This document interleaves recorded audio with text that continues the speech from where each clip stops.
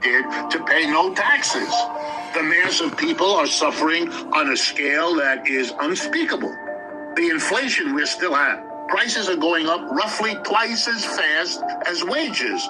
That's a destruction of the working class. Prices are going up twice the rate of wages. This is impossible. You can't do this without explosions. Now, the explosions are happening in our country. So they explode how? By taking it out on one another.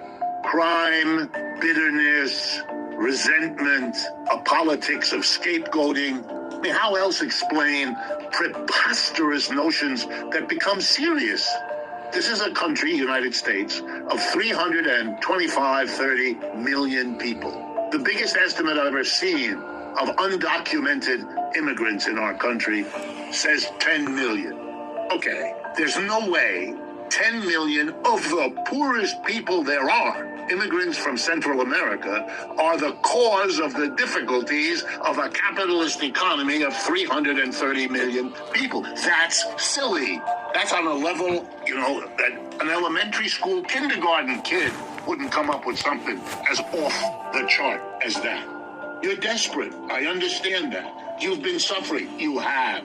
You have a right to be angry and upset. No question. You do. You have been screwed in this system, having been led to believe by those 100 years that the opposite was waiting in store for you.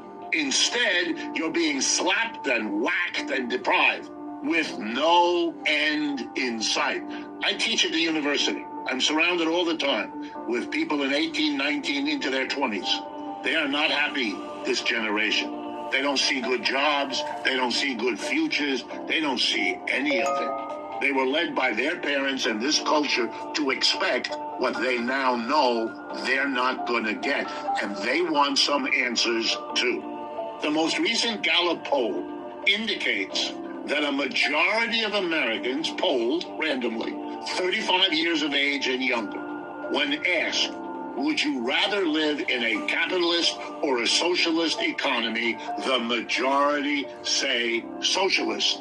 After half a century of ideological pressure against everything social that I grew up in, I'm a product of that. This is amazing that the points of view could be twisted like this.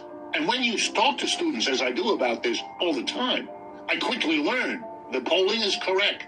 But it's not that they like socialism. They haven't a clue what it is.